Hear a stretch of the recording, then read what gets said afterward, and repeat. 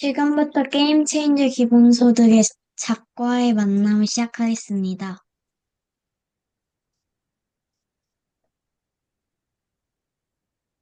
소연이부터 질문해 주세요.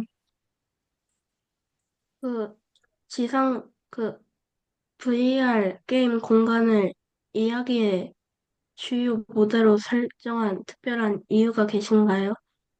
네, 이 책을 쓰기로 작정을 하고 처음에 이제 출판사하고 이제 미팅하는 과정에서 전체적인 계획을 세우고 앞부분에 대한 이야기를 좀 써서 이제 편집자에게 보냈을 때 편집자가 뭐 좋다. 그런데 혹시 이 이야기 결말이 뭐 꿈이었다. 꾸- 이런 식으로 끝나는 건 아니겠죠? 라고 이제 의견을 보내와서 원래 저는 꿈이었다는 걸로 이야기를 쓰려고 했었습니다. 그런데 편집자가 이건 설마 아니겠죠 하는 바람에 네, 그리고 이제 꿈이 아닌 그런 뭘로 할 거냐. 근데 이 이야기가 이제 뭐 과거의 세계로 막 가야 되고 막 어쨌든 상상의 세계인 부분들이 펼쳐진 부분들이 있는데 이걸 어떻게 처리할 건가라고 고민을 하다가 마침 또 그 당시에 제가 이 책을 쓸 당시에 VR 기기를 이렇게 선물 받아가지고 VR 그뭐 탁구 같은 것도 해보고 무슨 뭐 놀이기구 타는 것도 해보고 하면서 VR에 대해서 관심을 조금 갖게 되었습니다. 그래서 VR로 하면 VR 세계에서는 어쨌든 그런 상상의 어떤 그런 부분들이 결합이 되니까 그리고 아이들도 좀 이렇게 VR 게임이나 이런 것들에 흥미를 갖고 있지 않을까라고 생각이 들어요. 또 이 책의 한 부분이 바로 미래의 로봇이나 이런 AI 이런 것들, VR 기술 이런 것들 때문에 인간이 일자리를 잃는다라는 부분들도 이 책 내용에 포함되기 때문에 성격도 좀 맞지 않을까라고 생각이 들어서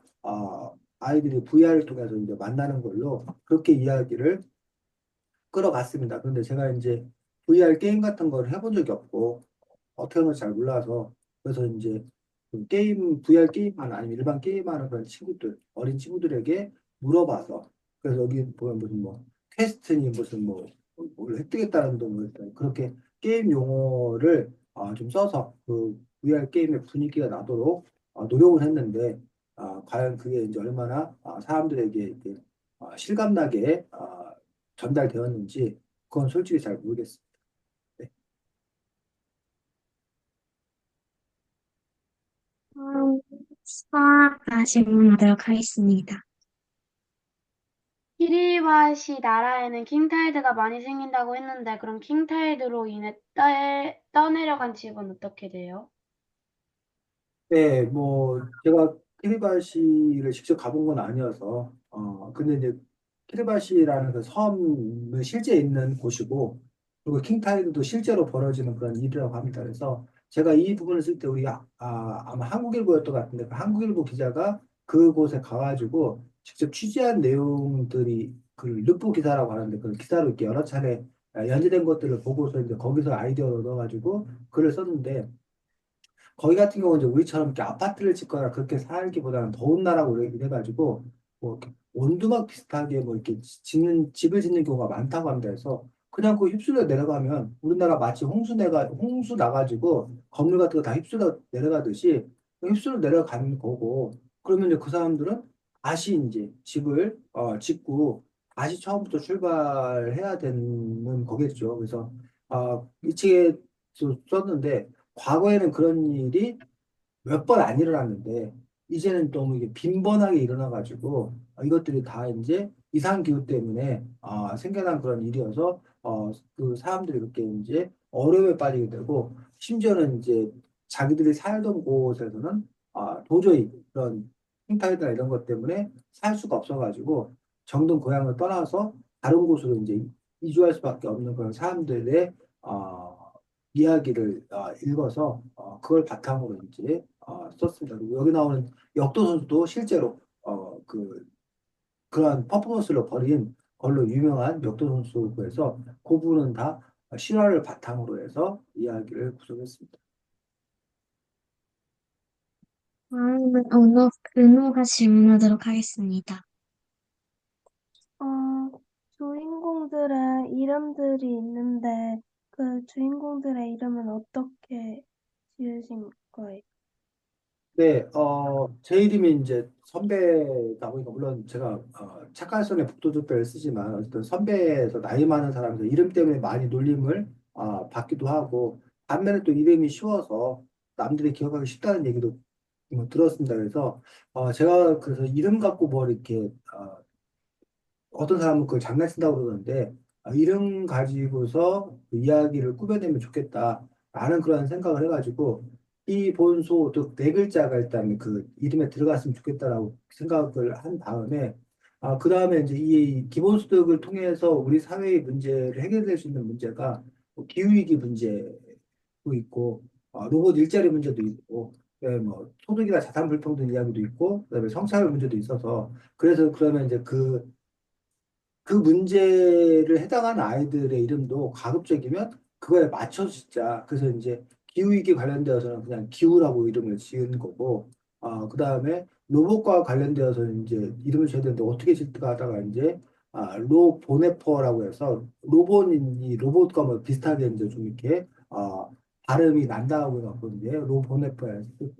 그렇게 이제 이름을 지었고, 뭐, 소득이나 자산 불평등과 관련돼서는 소유, 소유라는 이름을 지은 거고, 그다음에 이제 성차별과 관련돼서는 득게 갖고 이제 득남이라는 이름이 사실 옛날에 덕남이다, 득남이다 뭐 이런 이름들이 실제로 아들을 낳기 바라는 그런 마음 때문에 지어진 이름이셔서 그런 식으로 이제 이름을 지었습니다. 그리고 이제 일부러 성 같은 경우는 강로지극인데, 이왕이면 그 강로지극이라는 그 성으로 사자성어가 있는지 한번 찾아봤더니 강로지 말 또는 강로지 극이라는 그 한자성어가 또 제가 그 생각하는 그런 의미를 담고 있기 때문에, 그래서 성이 정말 있는지 확인해 봤더니 말씨는 원래 한자성어는 강로지 말입니다. 근데 말씨가 없어가지고, 근데 이제 강로지 극이라고도 쓰기도 하는데, 극씨는 요즘에는 없는데 옛날에는 극씨가 실제로 있었다고 합니다. 그래서 이제 강로지 극 해가지고 짓게 되는데, 요 이름 짓느라고 고생을 좀 많이 했습니다. 몇 날 며칠 그 성시사전도 찾아보고, 한자 성어도 막 찾아보고 하면서 어떻게 이름을 지을 건가 고민을 좀 많이 했습니다. 다음은 다혜가 질문하도록 하겠습니다.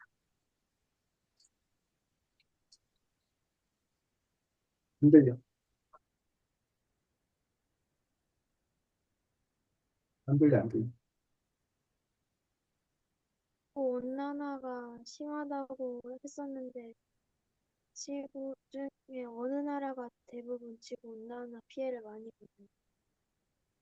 네, 뭐 이 책에 나와 있는 것처럼 온난화 피해는 뭐 특히 어느 나라가 많이 본다 할 수 없는 것들이 지구 전체의 어떤 그런 문제라고 생각을 합니다. 근데 이제 다만 더 피해를 많이 본다고 여겨지는 그런 측면이 두 가지 측면이 있는데, 하나는 어, 그런 피해를 막으려면 그 역시 돈이 많이 드는데, 돈이 별로 없는 나라들 같은 경우는 그런 피해에 고스란히 노출이 됩니다. 특히 이제 지구온난화의 피해들 중에 가장 피부적으로 느낄 수 있는 것들이 해수면 상승, 즉 바닷물의 높이가 상승하게 되면 낮은 땅에 사는 사람들이 그 바다 해수면이 높아져서 땅이 잠기게 되는 그런 문제가 있는데, 그런 문제를 직접적으로 부닥치는 것들이 주로 이제 태평양에 있는 남태평양에 있는 나라들이 그런 문제에 직접적으로 이렇게 부딪히기 때문에, 그 점에 있어서 이제 여기 나와 있는 나라들도 그쪽 남태평양에 있는 섬 나라들 중에 하나인 부분들입니다. 근데 꼭 뭐 그 나라만 그런 게 아니라, 뭐 예를 들면 뭐 만년설이라고 해서 이제 산 꼭대기에 1년 내내 이제 그 눈으로 얼음이 이렇게 돼 있는 곳들도 그 만년설도 이제 막 녹아버리게 되는 뭐 그런 부분도 보면 이제 피해를 보는 그런 지역이라고 얘기할 수 있고, 아니면 예전과 달리 이제 뭐 갑자기 막 폭우가 막 쏟아져서 뭐 홍수가 났던가, 이런 이상기후로 인해 가지고 고통을 받는 것들은 전 세계 곳곳에서 벌어지는 그런 일이라고 생각합니다. 두 번째로 이제 문제가 되는 거는 뭐냐면, 그 나라 사람들, 피해를 많이 보는 나라 사람들이 자신들이 잘못을 해서 자신들이 피해를 당한다라면 그나마 좀 덜 억울할 텐데, 그 피해를 당한 나라들, 아까도 말했지만 주로 가난한 나라들입니다. 그럼 가난한 나라들은 그동안 탄소를 많이 배출한 적이 없습니다. 지금도 마찬가지입니다. 주로 이제 현재 지구 온난화를 일으킨 주범 국가들은 산업이 발달한 나라들, 잘 사는 나라들, 그런 나라들이 일을 많이 저질렀는데 그 피해는 엉뚱하게 자기들은 그렇게 환경 오염시키지도 않았는데 피해는 그 사람들이 당하는 그런 부정의한 그런 일들이 지금 현재 벌어지고 있다고 생각이 듭니다. 그래서 지금 사실은 보면 어, 쓰레기를 많이 배출하는 게 주로 도시 사람들이 쓰레기를 많이 배출합니다. 뭐 택배에도 많이 받고 막 하기 때문에. 그런데 그 쓰레기 소각장, 쓰레기 처리장은 대부분이 도시에 있지 않고 시골에 있습니다. 그럼 시골 사람들은 자기들은 쓰레기도 별로 배출하지 않는데 도시 사람들이 배출한 쓰레기를 태우면서 벌어지는 나쁜 연기나 이런 것들은 그 나쁜 악취나 이런 것들은 쓰레기 소각장에 있는 시골 사람들이 그걸 다 맡아야 된다는 거면 그건 역시 이제 좀 부정의한 일이라고 여겨집니다. 그래서 그런 것처럼 지구 전체적으로 놓고 봤을 때도 그러한 좀 불리한 일들이 현재 벌어지고 있어서 그러한 문제를 어떻게 해결해야 될 것인 건가라는 그런 고민들이 있습니다. 이번엔 제가 질문하도록 하겠습니다. 왜 등남이는 많은 무기들 중에서 트램펄린을 선택하게 됐나요? 물총을 이용해서 남자를 제압할 수도 있는데 왜 굳이 트램펄린을 선택했나요? 네, 우선 이제 뭐 기본소득 뭐 이런 이름을 정하는 거라던가 뭐 어떤 문제로 접근할 것인 건가 못지않게 이제 그 문제 해결 과정에서 쓰이는 도구들을 뭘로 할 건가라고 이제 고민하면서 물총은 그 앞에서 이미 썼기 때문에 물총을 거기서 또 쓰면 뭔가 그 이야기의 재미가 좀 덜하다라고 해서 일부러 그 도구들도 좀 이렇게 다양하게 하자 아이들이 좀 좋아하는 걸로 하자 해서 물총하고 그다음에 그 타요버스인데 타요버스라는 그 브랜드를 그대로 쓰면 안 된다고 해서 타다버스로 이제 살짝 바꿔서 타다버스 뭐 이런 부분들 그다음에 이제 우리가 흔히 말하는 방방이라고 하는 그런 부분들 그리고 또 하나가 그 뭐지 슬라임 슬라임 이런 식으로 해서 아이들이 어쨌든 흔히 좀 이렇게 갖고 노는 접하는 것들을 이용하자고 생각이 들었고 그래서 이제 다른 것들을 앞에 썼기 때문에 그래서 이제 트램벌린 방방이라는 그런 요소를 갖고 써보고 굳이 이제 거기다가 그걸 배치한 이유 중에 하나는 우리나라는 그 역시 성차별인데 남자는 좀 이렇게 활동적이고 좀 뭘 액티브한 어떤 활동을 액티브한 것들 해야 된다는 반면에 여자는 좀 다소곳하고 얌전해야 된다는 그런 논의를 갖고 얘기하는 경우가 많습니다. 그래서 트램펄린 뭐 이런 걸 잘하면 여자라도 얼마든지 잘하고 할 수 있는 건데 여자가 무슨 그렇게 극성을 부리냐 이런 편견을 갖고 있는 잘못된 성관념을 갖고 있는 좀 경우도 역시 이러한 성차별 문제와 맞닿아 있기 때문에 강남이라는 그러한 인물이 그러한 그 운동신경이 뛰어난 그런 여자아이라는 그런 설정을 함으로써 그 자체가 이제 남녀 차별에 맞서는 그런 이야기로 쓰기 위해서 그런 도구를 사용했습니다. 다음은, 다음은 소연이가 하도록 하겠습니다. 실제 세계에서 기본소득이 어떤 긍정적 변화를 가져올 수 있다고 생각하시는지 궁금합니다.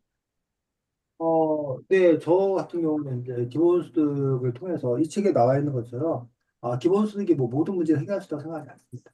다만 그 문제를 좀 이렇게 완화시킬 수 있다. 그리고 어떤 해결의 어떤 그 실마리를 마련할 수 있다라고 생각합니다. 그래서 기후위기 같은 그런 부분들에서 어쨌든 기본소득이라는 그런 제도를 실시를 하게 되면 가난한 사람들 같은 경우에 무조건 이제 뭐 석유값을 올린다 그러면 가난한 사람들은 당장 석유를 꼭 써야 되는 부분이 있는데 그 돈이 없어서 쓸 수 없다라면 가난한 사람들의 삶은 너무 힘들어질 거고 부자들은 뭐 아무 걱정 없이 그냥 비싸도 그냥 막 써버리게 되면 여전한 문제가 또 있다고 생각이 드는데 그나마 그것들이 이제 기본소득이라는 제도로 사용하게 된다면 즉 탄소를 많이 배출한 사람들에게는 더 많은 돈을 받고 그걸 똑같이 나눠주면 탄소를 배출하지 않는 사람들은 어쨌든 그 돈을 생태계단을 받아서 그걸 갖고 생활하면 되기 때문에 우리가 탄소 그 배출된 금액을 계속 높여가다면 아무래도 탄소 배출을 좀 줄일 수 있기 때문에 물론 이것만 갖고 이제 그 기후위기 문제가 해결되지는 않지만 기후위기 문제를 해결하는데 도움은 될 수 있겠다라고 생각합니다. 또 이제 로봇 일자리 그런 그 문제 같은 경우에도 로봇 일자리 때문에 어쨌든 일자리 잃는 사람들이 당장 먹고 살 수 있는 것들이 없는데 로봇 일자리를 통해서 기업들은 더 많은 돈을 벌 거고 이제 그것들을 걸어서 기본소득으로 좀 나눠준다면 그러면 일자리 잃은 사람들이 생활을 해나가는데 큰 도움이 될 수 있을 거라고 생각합니다. 또 여기 보면 이제 재난 불평등에서 아주 뭐큰 부자와 하루에 1, 2달러도 없어갖고 너무 가난하게 사는 사람과 그 차이가 너무나 큰데 그 부분들에 대해서도 역시 이제 뭐 시민소득세라든가 이런 것들 도입을 해서 아니면 뭐 데이터세라든가 뭐 이런 것들 도입을 해서 돈을 걷어서 그것들을 다시 나눠준다면 아주 엄청나게 큰 격차가 그나마 똑같아지는 건 아니고 약간이나마 좀 줄어들어서 사회적 갈등을 조금 이렇게 완화시킬 수 있지 않나라고 생각합니다. 또 성차별과 관련된 그런 부분에 대해서도 아직까지 우리 사회가 남성 중심의 그 경제, 남자가 돈 벌어오고 뭐 이런 구조다 보니까 여자나 어린이들 같은 경우는 그 돈에 매여서 독립적인 생활을 보장받기가 좀 어렵습니다. 근데 그 기본소득은 개별적으로 남자든 여자든 어린이든 다 개별적으로 주장하는 것들이 기본소득이기 때문에 여자나 아이들에게도 기본소득으로서 경제적 권리가 생긴다면 그러면 아무래도 좀 더 자기가 독립적으로 자유롭게 살 수 있는 부분이 있어서 그런 성차별 문제를 해결하는데도 기본소득이 도움은 될 수 있다. 모든 걸 다 해결할 수는 없지만 그런 점에서 저는 뭐 이렇게 사회를 좀 이렇게 더 지금보다 나은 사회로 만드는 데 기본소득이라는 그 아이디어가 필요하다고 생각합니다. 그래서 이 책을 쓰기도 했습니다. 다음은 서아가 하도록 하겠습니다. 돼지와 소의 가격, 기름의 경유의 가격을 올리면은 시민들이 큰 부담을 봅니다. 그러면 어떻게 해야 탄소 배출을 막을 수 있을까요? 네, 조금 아까 그 설명했던 그런 부분들인데 지금 말한 대로 이제 탄소 배출을 줄이려면 기름값을 비싸게 하면 사람들이 기름값이 너무 비싸니까 기름을 덜 쓸 거고 기름을 덜 쓰면 탄소 배출이 줄어들 거고 이러면 이제 그 문제가 해결될 거라 생각했었는데 문제는 추운 겨울에 어쨌든 난방을 안 하면 얼어 죽는데 난방을 해야 되는데 너무 비싸지면 그럼 난방을 할 기름을 못 사고 그럼 그 사람이 얼어 죽을 수밖에 없는 그러한 그 문제가 생기는 겁니다. 그런데 아까 말했듯이 기름값을 올리는데 거기서 그 올려서 돈을 더 많이 번 거를 그냥 뭐 누가 일 개인이 갖거나 그런 것이 아니라 그렇게 된 돈을 다시 n분의 1로 나눠서 가난한 사람들이나 부자들에게 모두에게 똑같이 주면 예를 들면 부자는 기름값을 기름을 많이 사용하다 보니까 예를 들면 뭐 100만 원을 더 내게 됐는데 가난한 사람들은 어차피 기름을 뭐 조금밖에 사용하지 않기 때문에 그 사람은 뭐 예를 들면 10만 원만 내게 된다. 그럼 100만 원하고 10만 원을 더하면 110만 원의 돈이 생기면 그걸 둘이 나누면 55만 원, 55만 원 나눠 갖게 되면 뭐 가난한 사람은 기름값이 몰라도 그 받은 돈 갖고 그 최소한의 필요한 기름을 사용하게 되면 그러면 어쨌든 그 사람이 그 기름값 오르는 것 때문에 삶이 힘들어지는 일을 막을 것이고 반면에 이 부자들은 기존에 사용하는 것보다 훨씬 더 많은 돈을 내야 되기 때문에 그런 점에서 기름을 되도록이면 덜 쓰려고 노력할 거고 그러면 어쨌든 탄소 배출은 상대적으로 좀 줄어들지 않겠나라고 생각해서 그런 그 기후위기 문제를 해결하기 위해서 우리가 이제 생태 배당, 탄소세를 걸어서 생태 배당을 하자라고 보통 얘기를 하는데 그렇게 기본소득의 아이디어가 그 기후위기 문제를 해결하는데 조금이나마 도움이 될 수 있다고 생각합니다. 다음은 은호가 질문하도록 하겠습니다. 어, 선생님 그 책을 쓰시는 것마다 기본소득에 대해서 쓰시는데 그 이유가 좀 네, 제가 뭐 처음부터 책을 쓸 생각을 했던 것이 아니라 출판사로부터 기본소득에 관한 책이 주로 이제 교수님들이나 학자들이 학술적인 이유로 쓴 것이 대부분이어서 어린이들, 청소년들이 읽기 좀 이렇게 쉬운 책들이 별로 없으니 그런 책을 한번 써보는 게 어떠냐라는 그런 제안을 받았던 거고 또 제가 이제 기본소득 캠페인을 하는 사람 입장에서 내가 할 수 있는 일이 뭘까라는 부분에서 어쨌든 글을 좀 쓸 수 있으니 기본소득 알리는 그런 책을 쓰면 그러면 기본소득 캠페인에 좀 도움이 될 수 있지 않을까라고 생각이 들어서 기본소득에 관한 책을 어쨌든 네 번째 쓰고 있습니다. 근데 제일 처음에 썼던 책 중에 하나인 대갈 장군이어도 좋아라는 책은 기본소득 얘기가 사실 전체에서 한 4분의 1 정도밖에 안 나오고 그건 오히려 학교 도서관에 관한 이야기라던가 학급의 자치 문화에 관한 이야기들 그런 부분들이 더 이제 큰 비중을 갖는 반면 나머지 세 권의 책들은 기본소득이 중심이 되어서 쓴 책입니다. 그래서 저는 그 캠페인을 목적으로 해서 그 책을 썼기 때문에 주로 이런 책을 쓴 거고 뭐 제가 이제 뭐 오히려 캠페인을 위한 것이 아니라 작가로서 아이들에게 좋은 책을 주겠다는 그런 목적이라면 주제나 이런 것들을 좀 더 넓혀서 다른 부분도 다룰 수 있지 않을까 생각하긴 하는데 아직까지는 사실은 그런 마음이 크진 않고 기본소득에 관한 이야기를 여러 가지 방법으로 좀 더 했으면 좋겠다는 생각이 들고 다만 이제 제가 오히려 기본소득 이전에는 그 세계 시민에 대해서 관심이 많았습니다. 그래서 지금은 이제 국가 단위로 이렇게 우리가 살고 있는데 뭐 국경도 있고 군대도 있고 막 이런데 저는 이제 국경도 사라지고 군대도 사라지고 빈곤도 좀 사라지고 그렇게 세계 사람들이 자유롭게 살수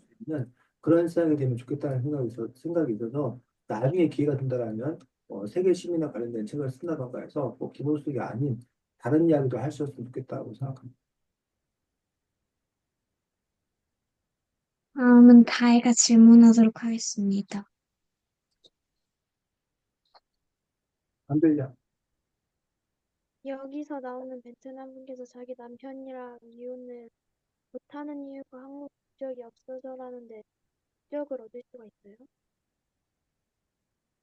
네, 국적을 얻을 수 있는 그런 방법이 저도 이제 정확하게는 잘 모르지만 그 외국 사람이 우리나라 국적을 얻기 위해 방법이 몇 가지가 있다고 합니다. 근데 여기 같은 경우 이제 결혼을 통해서 이제 국적을 얻는 건데 결혼하자마자 국적을 얻는 게 아니라 결혼하고 나서 이제 몇 년이 지난 다음에 그 다음에 또 이제 시험을 봐가지고 그 통과를 해야 한국 국적을 얻는 걸로 알고 있습니다. 근데 이제 그 기간 동안 한국 국적을 얻을 때까지는 만약에 이혼을 한다거나 그렇게 되면 한국 국적을 얻을 수 있는 그런 기회가 없기 때문에 얽매여서 살 수밖에 없다라고 합니다.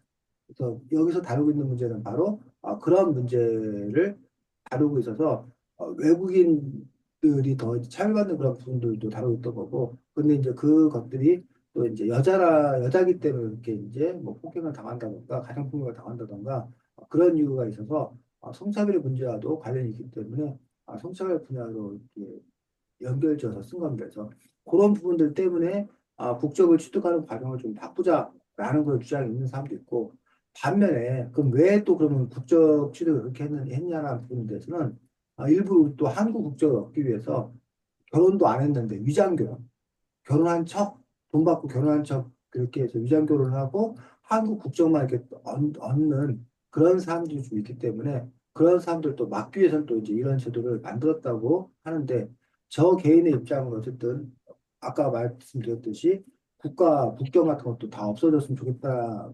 그렇게 그래서 아무나 자유롭게 살았으면 좋겠다는 그런 생각을 갖고 있기 때문에 국적이 꼭 필요한 건가라는 부분에는 이제 저는 이제 의문을 제기하는데 많은 국적이 필요하다고 주장하는 사람들은 그러면 막 사람들이 우리나라에 다 몰려와갖고 살면 우리나라가 너무 복잡해지고 안 좋아지는 거 아니냐, 살기 힘들어지는 거 아니냐.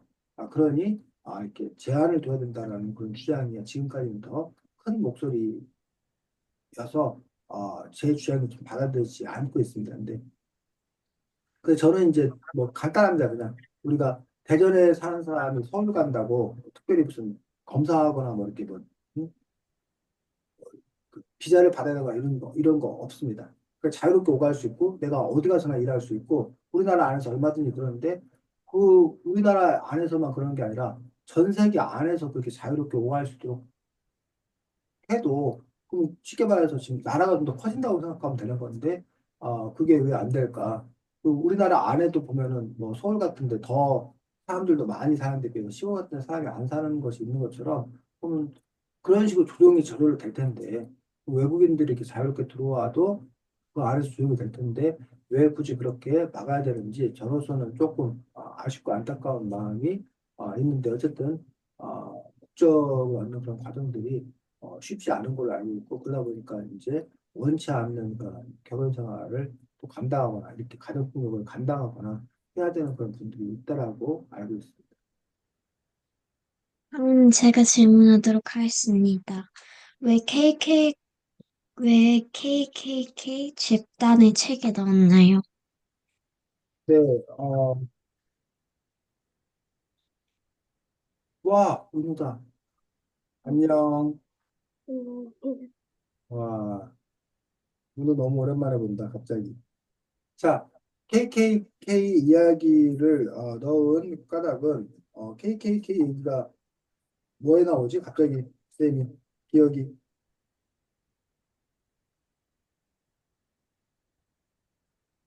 그 성차별 얘기에 KKK 얘기가 나올 텐데 그 얘기를 한 까닭은 여성들이 성차별을 당하다 보니까 여성들 중에 아주 일부가 남자들한테 복수해야 된다.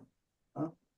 그 남자들 없는 세상을 만들어서 우리 여자들끼리만 살면 평화롭게 잘 살 수 있지 않냐. 라는 그런 주장을 펼치는 분들이 아주 일부 있다라고 알고 있습니다. 그래서 마음 같아서는 정말 우리를 괴롭히는 남자들 다 없애버리면 되지 않냐. 뭐 이게 속 시원한 것처럼 보여지는데 그럴 수 없다는 것. 그것이 갖는 문제가 있다는 것들을 얘기하기 위해서 그렇다면 뭐 남자 여자의 성차별 문제는 아니지만 미국 안에서 흑인과 백인들 사이에 갈등이 아주 심할 때, 그 흑인들이 자기들의 어떤 그런 권리나 이런 것들을 얘기하면서 백인들을 다 없애버리자 이런 주장을 펼치는 흑인들이 소수 있었습니다. 그러니까 그거에 또 맞서서 이런 KKK라는 백인 우월주의자들이 또 흑인들을 괴롭히는 것. 그 과정에서 어쨌든 그렇게 양극단적인 세력들이 대결을 하면 결국은 어린이라든가 심각한 사람들이 피해를 보는 어떤 그런 현실들을 이야기함으로써 남성, 여성이 이렇게 막 서로 극단적으로 대결하게 되면 오히려 그 문제가 해결되기보다는 오히려 피해보는 사람들이 약한 사람들이 피해를 보기 때문에 이게 좋은 문제 해결 방식이 아니라는 것들. 그것들을 이야기하기 위해서 뭐 미국의 역사에서 있었던 그런 KKK 단의 이야기들을 끌어들여서 설명했습니다. 다시 소연이가 질문하도록 하겠습니다. 음, 특히 어린이 독자들이 이 책을 읽고 가장 많이 이야기했으면 했던 주제는 무엇인가요?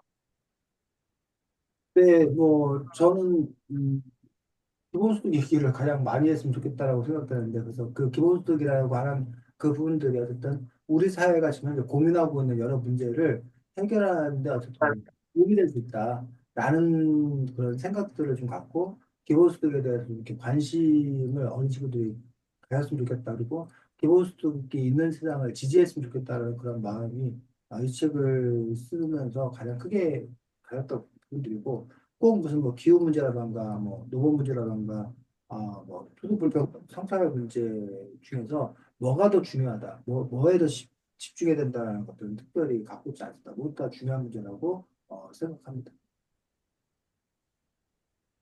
다음은 서아가 질문하도록 하겠습니다.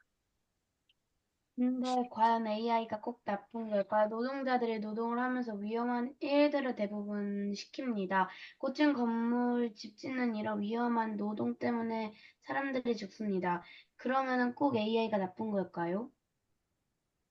네, 뭐 그 책의 부분을 읽어줬는데 그 책에서 그런 의문을 제기하는데 저는 AI가 꼭 나쁘지 않다고 생각합니다. 그래서 이 책에서 우리가 사람들 일자리를 빼앗간다는 그런 부정적인 측면이 있지만 반면에 AI로 인해서 훨씬 더 우리가 그동안 못했던 일들을 할 수 있게 되고 또 인간들이 하기 싫어하는 일, 귀찮아하는 일, 힘들어하는 일, 위험한 일 이런 것들이 AI나 로봇이 대신 해줄 수 있다라면 그러면 오히려 우리 인간들은 좀 더 안전한 일, 좀 더 재미난 일을 할 수 있는 그런 기회를 얻기 때문에 그런 점에서 분명히 긍정적인 부분도 있다고 생각합니다. 다만 AI로 인해서 아까 말씀드렸듯이 많은 일자리를 빼앗겼을 때 그들이 어떻게 그러면 살아야 되는 건가? 어쨌든 우리가 살려면 먹을 것도 있어야 되고 입을 것도 있어야 되고 즉 돈이 있어야 되는데 그동안 우리가 일을 해서 돈을 벌었었는데 더 이상 일을 할 수 없는 상황이라면 그럼 도대체 우리는 어떻게 먹고 살아야 되는 건가라는 부분에서 바로 기본소득이라는 것들이 생기면 그러면 일자리 문제도 조금은 자유로워져서 자기가 어떤 새로운 일을 할 수 있는 그런 준비를 한다거나 아니면 일을 많이 하지 않고 조금만 해도 된다거나 그런 좀 이렇게 해결 방법이 생기기 때문에 그 부분에서 기본소득이 필요하다라고 얘기하고 싶었고, 저 개인적으로 로봇이나 AI를 개발하는 거에 대해서 저는 찬성하는 그런 사람들입니다. 이 책에도 나왔지만, 그 로봇이 우리 일자리를 빼앗아가니까 로봇 개발하지 말자. 로봇 다 때려 부시자. 이렇게 과격하게 주장하시는 분들도 있습니다. 그런데 이 책에서는 그래서 처음에 기기가 생겨났던 산업혁명 시대의 그 이야기를 하면서 그때도 이제 기기가 우리 일자리를 빼앗는다. 그러니까 저 기계를 다 파괴하자. 라는 그런 운동을 펼친 사람들과 만나는 그런 이야기가 나오는데 그걸 통해서 그 방법은 옳지 않다. 그 방법은 결국 문제가 해결되지 않다.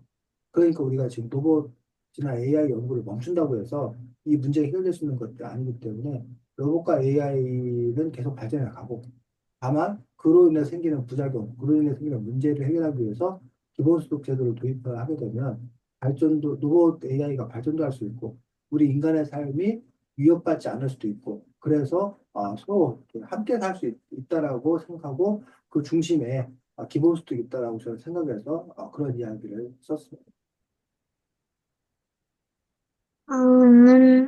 은호가도록 하겠습니다. 우리의 일자리를 로봇이 대신하게 된다고 했는데, 로봇이 하는 것 외에 우리 사람들이 미래에도 할 수 있는 일은 무엇인가요? 로봇이 할 수 있는 일이 점점 많아지고 있습니다. 그래서 처음에는 그냥 단순한 것만 이렇게 로봇이 할 수 있다고 생각했는데, 심지어는 지금 제가 하고 있는 일도 로봇이 할 수 있습니다.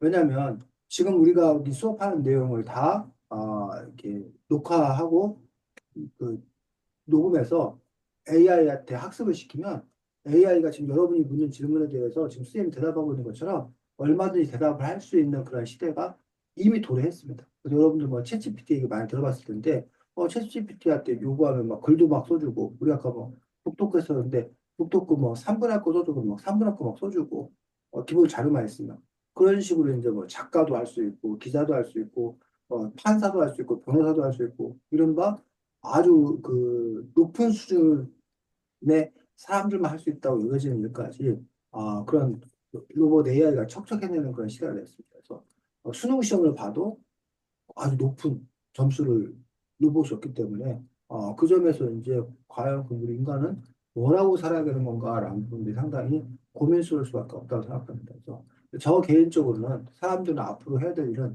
놀고 먹는 일이라고 또는 이렇게 자유롭게 서로 그 의견을 나누고 서로 감정 교류를 하고 아니면 몸을 써서 뭘 할 수 있는 일들 이런 일들은 아, 로봇에게 맡기지 않고 우리 사람이 직접 하면서 거기에서 기쁨과 즐거움을 얻을 수 있기 때문에 즉 뭐 예를 들면 친구끼리 논다. 그리고 뭐 로봇 보고 AI 보고 계속 물어달라고 해서 우리가 기쁨 느끼는 게 아니기 때문에 그런 일들은 앞으로도 계속 사람들이 해야 될 그런 부분들인데 다만 이제 그것들을 돈으로 할 수 있겠는 건가라는 부분이 좀 이렇게 의문이라는 거죠. 근데 또 생각을 해보면 옛날에는 그 아이들을 돌봐주는 거 그거는 그 뭐 서연이네 집에 무슨 일이 생기면 서연이 엄마가 뭐 다혜 엄마한테 우리 서연이 잠깐 봐줘요 그러면 네 잘 다녀오세요 하고 그냥 이렇게 봐줬던 그런 부분들인데 지금은 그것들이 다 돌봄 서비스 해가지고 돈 내면 돌봐주는 형태로 이런 시장화된 그런 부분들을 볼 수가 있는 건데 그런 것이 옛날에는 그것이 돈이 된다라고는 전혀 생각할 수 없었습니다. 근데 아까 말했듯이 우리가 이제 친구끼리 모여 노는 거 이런 것도 돈이 되고 일이 되는 그런 세상으로 바뀌지 않을까라고 생각이 들어서 어쨌든 이렇게 관계를 잘 맺고 내 몸을 잘 사용하고 이런 류의 일들 그런 류의 일들은 여전히 사람들이 하게 될 거다라고 생각하고 있습니다. 다음은 자예가 질문하도록 하겠습니다. 해바라기 센터라는 곳은 진짜 있나요? 해바라기 센터 뭐라고? 해바라기 센터라는 곳은 진짜 있나요? 네, 해바라기 센터도 실제 있는 그러한 기구입니다. 그래서 뭐 성폭력을 당했거나 이런 사람들이 긴급하게 도움을 요청을 했을 경우에 그곳에 가서 이제 자기가 성폭력 피해 여성이나 아동이나 이런 사람들이 대피할 수 있는 그런 시설들이 있다거나 아니면 그쪽에서 상담을 진행을 했다던가 뭐 법적인 조언을 해준다던가 그런 일을 하는 그런 기구가 실제로 그 해바라기 센터라고 해서 전국 각지에서 운영되고 있는 걸로 알고 있습니다. 그리고 이제 거기에 이제 그 있는 사람들에 대한 이야기들 역시 바탕으로 해서 아까 여기 나와 있는 그 베트남 여성의 이야기들도 그런 실제 있었던 그런 사례들 그런 부분들을 바탕으로 했습니다. 이번엔 제가 질문하도록 하겠습니다. 손도 같은데 하, 사화가 손들었다고 사화. 서아가 질문하도록 하겠습니다. 보충 질문하겠습니다. 만약 다른 나라 여자가 가정폭행을 당했는데 금전적인 문제라면은 해바라기 센터 같은 데를 가면 되는데 왜 안 갈까요? 어, 기본적으로 해바라기 센터라는 존재 자체를 사실은 잘 모른다고 생각합니다. 저도 해바라기 센터를 몰랐습니다. 이 책을 쓰면서 자료수사하고 준비하는 과정에서 해바라기 센터를 좀 이렇게 알게 된 그런 부분이 있었고, 또 한 가지 이제 이 책에도 나오는데, 해바라기 센터로 갔을 때 그 남편이 그 아내에게 이혼해버린다. 그러면 그 아내 같은 경우는 한국 국적을 못 얻기 때문에 좀 추방되어 간다거나 자기 나라 돌아가야 된다거나 이런 문제가 생기기 때문에 그냥 참고 살 수밖에 없는 것 아닌가라고 하고 그 해바라기 센터에서 금전적 지원을 준다는 것들이 그 사람이 독립적으로 살 수 있는 그런 범위가 아니라 그냥 임시적으로 좀 이렇게 보호해 준다는 어떤 그런 성격이기 때문에 그 사람이 혼자 독립적으로 살기에는 좀 어렵지 않나 지원받기는 어렵지 않나 그런 여러 가지 이유 때문에 그냥 폭력에서도 그냥 참고 사는 그런 여성들이 있지 않나 싶습니다. 이번엔 제가 질문하도록 하겠습니다. 할아버지가 키오스크를 사용하지 못한 것은 실제를 바탕으로 한 이야기인가요? 네, 요즘에 실제로 이제 그 키오스크가 도입이 많이 되면서 그 어르신들 같은 경우에 키오스크를 너무 낯설어 해가지고 일을 보기 어려운 그런 상황도 실제로 있습니다. 그래서 요즘에 영화관 같은 데도 보면은 옛날에는 그 영화 매표소 같은 게 있어가지고 그나마 이제 사람들이 뭐 표를 구입한다고 할 수는 있었는데 요즘에 이제 키오스크로 다 바뀌고 난 다음부터는 뭐 누구한테 뭘 물어봐야 되는지 이런 것도 몰라가지고 표를 못 끊어서 정말 이렇게 영화를 못 보는 그런 경우도 있고 저만 해도 뭐 아직 제가 뭐 할아버지 정도 수준 아닌데 그런 그 인기가 처음에는 아무래도 좀 이게 낯설기 때문에 그걸 뭐 어디서부터 어떻게 해야 되는지 힘든 경우가 종종 있습니다. 그리고 이제 최근에 이제 지금 우리가 하고 있는 이 온라인 줌을 결제하는 그런 문제 가지고서 어, 그 문제가 있어서 그걸 해결하려고 그러는데 뭐 전화를 하는데 전화번호가 없고 맨날 무슨 로봇한테 뭐 얘기하면 맨날 같은 얘기만 하고 그래서 그 문제를 해결하는데 너무 많이 스트레스 받고 너무 많은 시간을 잡아먹고 해가지고 상당히 좀 이렇게 불만스럽고 짜증이 많이 났었는데 어쨌든 우리 지금 현재 그런 사회가 사람에게 직접 대면해서 문제를 뭘 해결하기보다는 로봇과 AI를 통해서 그 문제를 해결하다 보니까 그 일들이 좀 이렇게 원활하게 제대로 잘 진행되지 않는 경우도 좀 있어가지고 그런 부분은 사실이고 그리고 여기 나와 있던 내용들은 실제로 이제 노인들이 그 IT 사회, 키오스크 그런 사회에 적응하지 못해서 어려워 힘들어한다는 그런 뉴스가 실제로 여러 차례 보도되었고 해서 그런 것들을 기반으로 해가지고 이제 글을 작성했습니다. 다음은 소연이가 질문하도록 하겠습니다. 5명의 어린이 캐릭터를 구성할 때 어떤 점을 가장 중요하게 고려하셨나요? 가급적이면 여기도 이제 성평등에 관한 이야기를 다루고 있기 때문에 남자애들만 한다든가 여자애들만 한다든가 그러지 않냐고 좀 고르게 하려고 예를 썼고 남자 여자라는 어떤 그런 것들이 두드러지지 않도록 그냥 한 사람으로서 이렇게 보여주도록 하려고 했습니다. 또한 이왕이면 상황을 좀 이렇게 다양하게 하려고 노력을 해서 목사님 가정에 그 얘기도 나오지만 어떤 쪽에서는 이제 부모님이 불교 신자였던 그런 경우도 나온다든가 아니면 외국인 가정과 그 다문화 가정의 어떤 그런 부분도 포함시켰다든가 그런 식으로 되도록이면 좀 이렇게 다양한 요소들을 반영하려고 신경을 많이 썼습니다. 다음은 서아가 질문하도록 하겠습니다. 책에서 토마스 페인 할아버지가 나왔습니다. 토마스 페인 할아버지를 넣으신 다른 이유가 있으실까요? 토마스 페인이 실제로 기본소득 아이디어를 가장 먼저 이야기한 사람들 중에 한 사람이어서 토마스 페인을 우리가 알았으면 좋겠다라고 생각이 들었고, 어쨌든 아이들이 그 문제를 해결하지만 아이들 힘만으로 그 문제를 해결하기에는 좀 한계가 있기 때문에 그 아이들을 도와줄 사람들이 필요하고, 그리고 도와줄 사람으로서 역시 기본적으로 처음 주창했던 토마스 페인이라는 분이 그걸 도와주는 그런 멘토 역할을 하면 이야기가 조금 더 자연스러울 거라고 생각을 했습니다. 그래서 토마스 페인에 대해서 그냥 기본소득을 주창한 사람이라는 정도만 알고 있었는데 이 책을 쓰기 위해서 이제 토마스 페인에 대해서 조사를 쭉 많이 했더니 미국 독립하는 데도 아주 크게 기여를 한 그런 분이고 요즘 우리가 누리고 있는 각종 복지제도 이런 것들에 대한 아이디어도 이 토마스 페인이 오래전에 이제 그것들을 제안을 해서 그것들이 사람들에게 받아들여져 가지고 올라보다 이제 복지국가로서 누리고 있는 부분들이 많이 있습니다. 그래서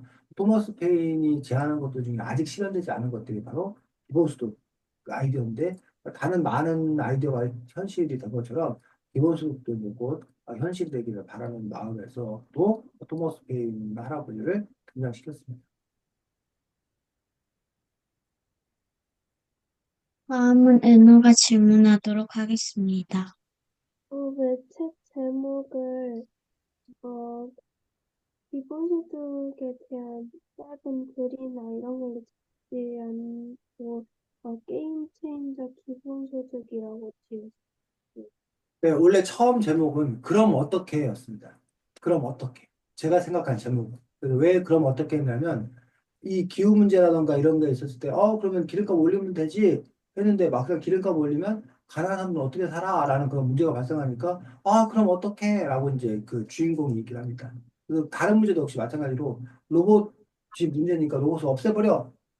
라고 했는데 그렇게 되면은 또 그럼 어떻게? 라는 식으로 이제 또 다른 문제가 발생하니까 그래서 이제 주인공들이 맨날 그럼 어떻게 그럼 어떻게 그래서 이제 그러면 이런 기본소득으로 그걸 해결하면 돼뭐 이런 구도였기 때문에 책 제목을 그럼 어떻게라고 지었는데 출판사에서 편집자님이 그럼 어떻게라는 제목보다는 게임 체인저로 했으면 좋겠다. VR 게임도 나오고 그리고 실제적으로 게임 체인저라는 말이 어떤 문제가 있었을 때 그걸 완전히 판을 뒤바꿔서 새롭게 시작하는 어떤 그런 상태를 보고 게임 체인저라고 얘기를 하기 때문에 기본소득이 이런 여러 가지 사회 문제의 판을 바꿔서 새로운 어떤 그런 세상을 만드는 그런 게임 체인저가 될 수 있을 거다라는 그런 뭐 편집자님의 설명을 듣고 상당히 공감 가는 부분이 많고 이 책에서 이제 추구하는 바와도 많이 떨어지기 때문에 게임 체인저라는 제목을 하게 되었고 결정적인 이유는 제가 그럼 어떻게 하고 게임 체인저하고 어느 제목을 하는 게 더 좋겠냐라고 이제 이렇게 여러분들 같은 초등학생들에게 물어봤더니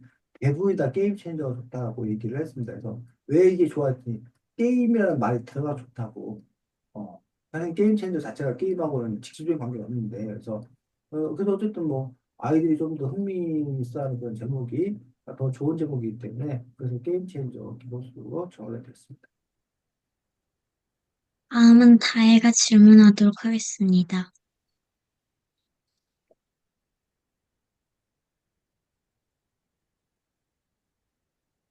자기한테 책을 읽어줄 때 책을 용감한 다섯 친구로 하신 이유가 있으신가요? 네. 그것도 이제 용감한 다섯 형제로 한 이유들이 여기도 지금 다섯 명이 모여서 어떤 문제를 해결하는 것처럼 그 용감한 다섯 형제도 보면은 처음에 누가 그 여행을 떠나서 한 사람 한 사람 만나갖고 다섯 사람이 뭉쳐져 가지고 호랑이도 물리치고 외적도 물리친다는 그런 옛날 이야기가 이 책에 나오는 인물들이 물론 뭐 하나씩 하나씩 이렇게 만난 건 아니지만 이렇게 같이 만나서 힘을 합쳐가지고 그 문제를 해결한다라고 하는 그런 부분에서 그 옛날 이야기를 등장시킴으로써 그 원래 이야기하고 이렇게 연결되는 지점이 있다는 것들을 좀 이렇게 암시도 할 겸, 그리고 이제 용감한 다섯 형제라는 것 자체가 어쨌든 어린이들이 모여서 문제를 해결한다. 어떤 악당들을 물리친다는 그런 개념이기 때문에 어린 책을 읽는 여러분들이 바로 모여서 그 문제를 해결을 할 수 있다라는 걸 자신감들을 북돋아 주기 위해서 그래서 이제 그 옛날 이야기, 용감한 다섯 형제 이야기를 일부러 집어 넣었습니다. 이번엔 제가 질문하도록 하겠습니다. 책에서 불교가 나오는데 왜 다른 종교도 있지만 왜 굳이 불교로 종교를 했나요? 네, 아까 노보네프 같은 경우는 목사님에서 이제 기독교 이야기가 나오고 보네프 목사님에 대한 그 이야기가 나와서 우리나라에서 어쨌든 가장 이렇게 많이 믿는 종교가 이제 기독교하고 불교이기 때문에 불교 이야기를 넣은 이유도 있고요. 또 한 가지는 어쨌든 불교의 중요한 사상들 중에 하나가 어쨌든 좀 이렇게 너무 이렇게 사치나 낭비하지 아니하고 검소하게 사는 삶을 얘기하고 그로 인해서 또 환경 문제 이런 것들을 해결하려고 하는 어떤 그런 노력들이기 때문에 특히 이제 법률 스님이라는 분이 계신데 그 분이 직무직소로 유명하신 분이고 또 좋은 일도 많이 하시는 그런 분이셔서 그 분의 일을 좀 알렸으면 좋겠다는 그런 욕심도 있어가지고 네, 그 그리고 이제 아까 기독교와 얘기 나왔으니까 균형을 맞춘다는 그런 의미도 있어서 그런 여러 가지 점을 고려해서 불교 이야기를 함께 넣었습니다. 지금까지 게임 체인저 기본소득 작가와의 만남을 마치겠습니다. 네, 수고 많았습니다.